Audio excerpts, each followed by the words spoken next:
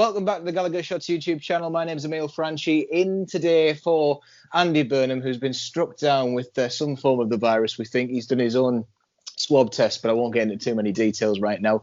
This is the away say. Obviously, our next game is going to be against our bitter rivals, Aston Villa. And Matt's here right now, raising his eyebrows. Is that there? Matt, you're just a Villa fan, but you've had kind of... you've mixed in the media circles before, haven't you? Yeah, I used to do some bits with like Villa fan stuff. So the equivalent of Relegate, but for Villa. I did that for a few years. So I've been around the block, you could say, and I've witnessed plenty of Newcastle fan stuff in the past. You heard it here first. He turned his back on the club when they went down. Look at that loyalty there. From the cheap shot. I know. Well, we'll have a few in there, but it's gonna be one of those games, isn't it? It always seems to be a lively affair. But I mean, first of all, I must ask, as a Villa fan, is it good to have football back? Did you think that it was going to be quite a lively restart to your campaign? I didn't really expect much, but I expected a bit more than what we saw against Chelsea the other day. But in the end of the day, I wanted us to play at those games, whatever happened. If we go and lose the next 9 games and get relegated, so be it. I think it's important that we played those games, but we just hope that it can only get better from here. Let's face it, we always knew we were going to be in a relegation battle.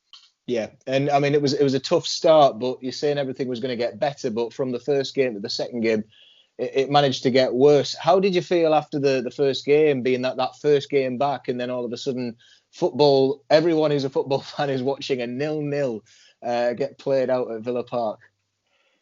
Relief, I must say, after Hawkeye controversy. I have to say relief. But I thought we deserved something in that game. We didn't deserve anything against Chelsea, but against Sheffield United, we played quite well.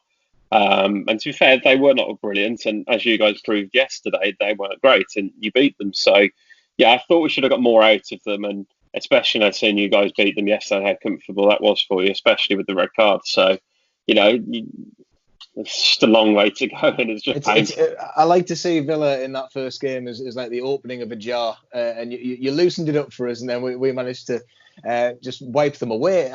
I'm still not sure what happened, but the red card obviously has something to do with it. But I think that Newcastle seemed to play all right when they had the chips up. Many times in the past, we just wouldn't capitalise on that kind of thing, but. Villa, just to stick with Villa for a bit, did you think that the break would help you rebuild from the disastrous way that you were heading? Yeah, I'd have hoped so. I think having John McGinn back, everyone thought would be the Lord Saviour, but he's not fit yet.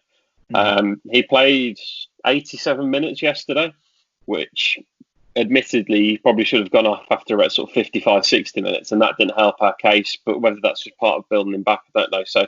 Yeah, as far as the break was concerned, I thought, great, get these players back in that help us. But we haven't seen that yet. But I'd like to think that the fact that all the teams that played on Wednesday night didn't win yesterday or over the weekend, bar obviously Man City are winning at the moment, the teams that played on that Wednesday night have not won, or the Friday, should I say. So gives us a bit of hope, but like I say, it's just so hard to predict, and I've not seen much to suggest we should get a result against Newcastle. Well, that's what I was about to say. In terms of the games that you've got coming up, Newcastle, unfortunately, before we went and beat Sheffield United, was probably the one that you were looking at and going, we could do the double over them this season. But looking at the games you've got afterwards, Wolves, Liverpool, Man United, is this game kind of your last chance to really get some points and get a bit of momentum going? I don't think so. I mean, we gave Liverpool possibly their biggest scare this season, bar Watford, back in whenever it was, sort of October, November time. Led them for so long and then did our typical thing, which is concede 2 late goals to lose it. But we controlled them and should have beaten them that day. Same goes for Man United. We went up and scored first with a really good goal, and then we just lost it as per. It's been the story of our season. We've got 19 points this season from winning positions. And I think I'd actually rather us go behind or score late on than smash and grab, because when we score first, we don't know what to do. And if that was to happen on Wednesday evening, I'd think the same. Yeah, it's going to be one of those games, I feel. But like every game that since we've come back, I think everything's just so hard to predict, because one game you could be flying high the next game, getting down there. I know you've mentioned about seeing these games out and eventually getting relegated. Do you think that is inevitable now, or do you think that there's a slight chance given the way that some of the other results went? I think there's still 5 or 6 teams in there, and I think we're very fortunate that at the moment Bournemouth look worse than us somehow, and the same goes for West Ham. They look worse than us. So, by the probability of the fact that there's 2 teams there that don't look ready for the fight, there's still teams down there as well as those 2, as well as us, and obviously the obvious being Norwich, who you could probably say will go down at this point now. There's still a lot of teams that still don't look like they're going to survive. So it's just going to come down to who's probably got the most bottle and probably a bit of luck along the way. We've got West Ham last game of the season, so that could be the crunch one, really. We'd love to see a bit of a thriller towards the end. This season just has, it seems to have had like foregone conclusion with everything that's going on at the top half of the table, that everyone's almost now just desperate to see something happen at the bottom, which I would love to see. Now, before the Sheffield United game, I'd probably say that Newcastle could still get dragged into it. Do you reckon that after that we're safe, or do you think that should something go wrong against your lot, could that be us straight back in there? I think on the basis of knowing how Steve Bruce manages a football side, you won't be playing football against us. And I think most Newcastle fans would probably agree with that you don't really play football most of the time. But he gets results and he knows how to stay up in the Premier League. And I can see you staying up quite comfortably. And although as fans you're probably frustrated with the way you played football, at least you're a Premier League side possible. I'd say you're probably 99% chance that you will be next season. So there's that side of it that is keeping you up. But really, is there any enjoyment from that? Probably not. So I'd say, yeah, Newcastle are probably out of it now, to be fair. Yeah, well, I must say that the game on Sunday, the 3-0, that's probably the most I've enjoyed a match from the start. A lot of fans were saying that we felt so relaxed throughout. It didn't look like at any point we were going to chuck it away, let Sheffield United back into it. A lot of that was down to the way that they were playing. But yeah, we'll get on to Steve Bruce because I know there's history with that. But speaking of the reverse fixture, that was a real disappointment for us. It came at a point where we were having something of a resurgence. We were away from home where we were doing all right, and against a newly promoted team, we thought that was it. But what do you remember from that game, and how do you reckon you replicated this time? Get a free kick on the edge of the box. Yeah, that was some free kick. Yeah, I think the thing that went for us that day was the crowd, and the fact there was 40,000 Villa fans in there that 6 months, not 6 months previously, 10 months plus previously had called for Bruce's head, and even thrown the lettuce, obviously, or cabbage, whichever it was. And cabbage, wasn't it? Yeah, I think either way that went our way because of things like that. From memory, we played well, but not brilliant at times, which has been probably the story of our season. But yeah, for me, I think the main factor there was the crowd. Obviously, we've not got that. And up at Newcastle, you know for well that Bruce will play the home game like he would play an away game in terms of setup and the defensive shape. And you can guarantee that you're going to be in for a fight, really. But yeah, it's tough to see how there's going to be any replication to that because our set pieces have been appalling for 98% of the season, I'd say. Only the few times where we've obviously scored against you guys with a free kick that's not been the case. And then obviously the fact there's no crowd there either. But there's a lot of history between the two teams, which I don't quite understand in terms of a rivalry. I know a lot of fans like to build it up as that because of different bits and pieces, but I don't understand it. I like Newcastle as a club, and I've never had any issue with them. I think they're a big club, and it's really this game should be a lot more than it is because they're two big teams that are probably slept on. I think that's where it is. I think Villa and Newcastle have got a lot in common in that they've always been built up to be these teams that should be doing more. They've got quite a rich history, but you know, I think banners can do so much, Matt. That's what a lot of Newcastle fans will say. Yeah. When we get hurt, we remember and we come back fighting. And I think it's healthy to have a bit of that between clubs. You know, it shouldn't just be the team that's down the road. I know a lot of people always ask about the Palace-Brighton rivalry, but if you can have that throughout history, you look at the great teams like Arsenal, Man United when they used to battle it out, Vieira and Keane. It's good to have a bit of that, but you know, I doubt this game is going to have a classic written on it. There's been some great fixtures in the past, but who's going to be the difference for Villa if you are to make some headway? It's tough to predict because everyone's been awful so far, really. To be fair, I'll be that honest. I like the honesty, yeah. That's not giving credit to Douglas Luiz, who's probably come back a lot fitter, a lot stronger, a lot more aware. First season in the Premier League, obviously signed from Man City, and he's looked like an accomplished sort of central defensive midfielder / box-to-box player. We saw with his assist for Villa's goal on Sunday how much quality was on that ball. So I think he's the key man for us, because if he can hold some shape, hopefully it allows some of the other players to play. I would have said McGinn, but I can't imagine he's going to be playing after playing so long against Chelsea and coming back from however many months out. Yeah, McGinn seemed to be the fantasy Premier League choice that people were saying, rubbing their hands at the prospect of him coming back, because I remember I had him in, and it was a diamond in the rough almost. It was one of those players that you just discovered and you thought, hang on, if I keep him in, I'm going to have a bit of an edge on the other teams. A lot of talk about Grealish, good and bad throughout the last few months and so, but before everything kicked off, there was obviously that League Cup final. Do you reckon it's much of a missed opportunity if you were to go down having lost that final, Jack Grealish leaves? Is that kind of the end of an era for Villa? It is, I'd say, yeah. I think we're all very much certain that he'll leave in the summer, and that was the big opportunity. But equally, I think fans would love nothing more than to see him keep Villa up and then leave happily.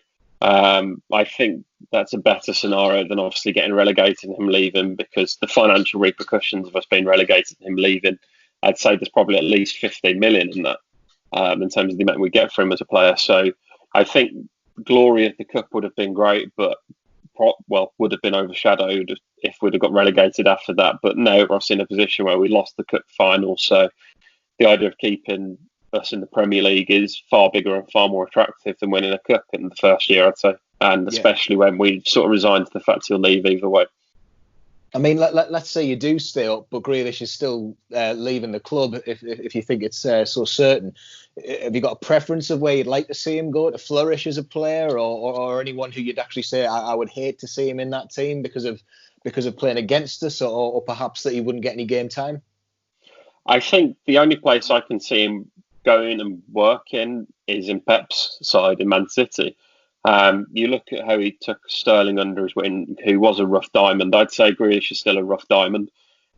His final bit of quality in terms of in front of goal isn't always there. So I'd say that somebody like Pep could actually bring that out of him. I look at it and I think Man United probably ruin him, like they ruined people like Zaha. Arsenal, what's the point in that at the moment? Chelsea are stacked in options, with more players obviously coming in. And Liverpool, to be fair, probably don't have the budget to buy him. Yeah. You read some of the comments from Liverpool fans and they say that they haven't got the funds to compete with the Man Cities and the Man Uniteds, just simply because their owners aren't into that sort of big money spending, bar the obvious of Van Dijk and Alisson. So for me, I think it's Man City, and I wouldn't mind him going though. We've lost some really good players to Man City in the past though, like James Milner, Gareth Barry. So it hurt because he'd be the third massive player that we've lost to Man City. But equally, I'd know that if he went to Man City, Pep would make him a world beater. Yeah, and I mean, it remains to be seen if Pep's going to stick around, if City are to have this European glory on his way out. But that's speculation that we can't really predict the way the things are going. We've mentioned Steve Bruce, ex-manager for you. What is the general feeling about him from the Villa fans now? Is it still quite fierce, or is it just that you weren't very good? Just get on with the rest of your career? There's a bit of animosity there, and I think the media portray that it's because he was an ex-Birmingham City manager, and it wasn't the case. It was the fact that we had the likes of Tommy Elphick, who was a seasoned veteran centre-back, sat in a so-called bomb squad, whilst we had Mina Jednak, who is a brilliant CDM playing centre-back. And it's tactical decisions like that, you just look at it and you go, he just lost it. And you read stories how he wouldn't actually do any training with the players, and how he'd start Chris Samba as a striker, coming on as a sub instead of an actual striker. Stuff like that's just insulting to the players around you, I think. And it's one way to go and lose the fans, I think. So, yeah, I'd say there's animosity there, but I think equally fans recognise that he did do a good job, but just didn't do enough. And his tactics didn't let up to the way that fans wanted to see us play. It did look as though that Villa were on the rise under Bruce, and then there was kind of the standard thing in the Championship where teams start to just fizzle out slightly, which was a shame because I thought that was it for you. But in your experience, do you think that someone like Bruce would be up to the challenge of managing big players? There's a lot of talk about Newcastle's takeover right now, and the biggest thing, even Bruce himself has come out and said he deserves a bit more respect for as a whole. Do you think that he's the type of man that could manage that? Given the chance, given the task, sorry? I don't think, on memory, how many times he's actually had a budget to spend, though. Villa, we were at a point where we started to cut back on the budget. He spent a lot of money still, for Championship money, but he's never really had an open checkbook, so to speak. So it'd be interesting from that perspective.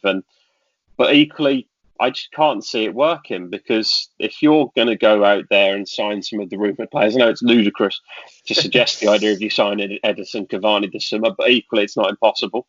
You've seen stranger things. Yeah, exactly.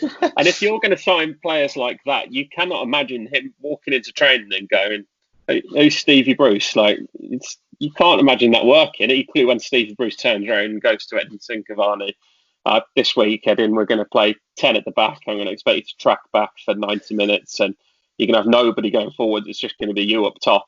Yeah. They're going to turn around and go, "No, this is Andy Carroll. He's from round here. He'll take you for a pint." Exactly that. Yeah, exactly that. Like, you can't imagine that working. It's a colliding of two worlds. So definitely, yeah. As much as you'd like to see him managing the likes of Cavani, I just can't see it working. And equally, if a new owner was to come in, why would they put that trust in him when they could probably go out there and pick somebody like Pochettino? Yeah, I think many are in that view, bar a few pro Bruce accounts on Twitter, which is quite strange. But you mentioned about him getting results there. I know I've just mentioned about managing big players and budgets, but in terms of Bruce's style, is Bruce more inclined? Sorry, is Bruce more suited to the bottom of the table scrap than the actual push for the top? Do you reckon? Absolutely. From memory, he had a good season with Sunderland, the team we should not be speaking about, obviously. No, it's all right. He had it's good to mention them just so people remember that they exist. Yeah, plummeting away. But yeah, they had one good season under him, from memory, and then the next season they were close to relegation, sort of 17th, and then I think they did eventually obviously drop. He's not got many relegations on his CV, and we've never really seen him at the top end. Equally, he took Hull City to an FA Cup final, so he's got the pedigree there. You're obviously still in the Cup, so all of a sudden, if you were to go and win the Cup this season under him, it turns it into a different picture altogether. So if that does happen, there's the Europa League, and then you see what he can do. But nobody's really seen him at the upper echelons, but he just doesn't seem well suited to that. He's essentially Sam Allardyce, but a bit more northern. Yeah, it does feel as though it would be like a fish out of water, and he would just struggle. But I guess we saw that with Mark Hughes when the City takeover happened. You know, it was very much a man who was just steadying the ship for the time being, and then when the time was right, Mancini came in, and that's how I think it'll go. He'll get to see this season out, and then go from there. And just from an outsider's view, I know that you thought that our strikers looked absolutely pathetic down your place, and I've not forgotten that tweet for Wednesday. Don't remember, but you know, it's true though. I mean, anyone looking at our strikers will see that we're not scoring. Certainly back in that game, but we've got Sam Maximan kind of working now. He's getting a few goals. It's slowly starting to happen. Do you reckon that we have what it takes to kick on under new owners? Do you buy into this idea that Newcastle are just waiting for the right lift? I think there's the players there to do it. I think Fabian Schär is probably an underrated centre-back. The same goes for Lascelles as well. You know, when Austin Mings got his England call-up, you could have argued that should have been Lascelles. I followed him from his Forest days, because I used to follow Forest quite a lot when I used to be in Nottingham. So Lascelles is a quality centre-back. So I think you've got the good basis there. Obviously, the Bragg is a good keeper. So Maximum's a quality player who could fit in a top four side, albeit possibly off the bench, but he's that good. I think you're looking at an Adama style player where he's got a lot of quality, but the end product isn't always there. The same goes for Almiron, mixed bag to say the least, but equally, you know, there's quality there. And then Joe Linton suddenly scored. Who knows what that means for him? But equally, you look at it and you go, did Mike Ashley just spend that money to sort of go, look at me, I can spend this money if I want to, but I'm not letting Rafa do it. Exactly. So yeah, I think there's a core there definitely, and I know there's the rumours about Longstaff going to the Serie A or whatever, but if you can, that's the key for you guys. If you can keep hold of Longstaff, that's what you've got to build around, is that youth and exuberance of somebody that gets the club. Yeah, there's many bright sparks there, and I think, as many Newcastle fans will say, we are always one or two good signings away from getting that top 6 finish, which is all we want, really. We're not after the Premier League or anything like that. We just want to compete. I guess the same could be said for Villa at the moment. It's just about getting that steady footing in the Premier League. But we'll go back to the match itself. How do you think it's going to go? What do you think this game is going to be like, even though we're still in the early stages of Project Restart? Tedious, to say the least. But equally as well, looking at it, this is obviously your guys' second game. Our second game wasn't great. Sheffield United's game wasn't great. All the teams that have had their second game, as I touched on earlier, haven't been great, bar Man City. So if that's anything to go by, perhaps the second game is the real tough one for the players in terms of that mental obstacle of turning around after a few days and playing again. So perhaps that's to our advantage. But equally, Steve Bruce could easily have our number marked with the way we've been playing. It doesn't take him much. He doesn't bother reading tactical videos, does he, anyway? So at the moment, I think our card's marked. So we could lose it quite easily, I think. Yeah. But there was one bit. Most likely route.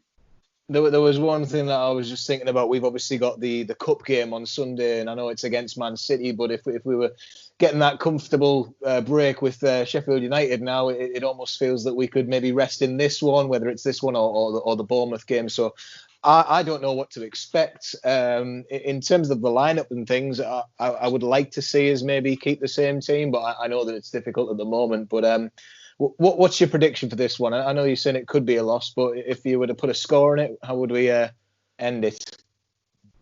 I'm going to say scrappy 1-0 win to Villa. I've been as honest as the hills this whole. You've got to have a go. You've got to back yourself. Yeah, and there's not even a clarity tinted view on that.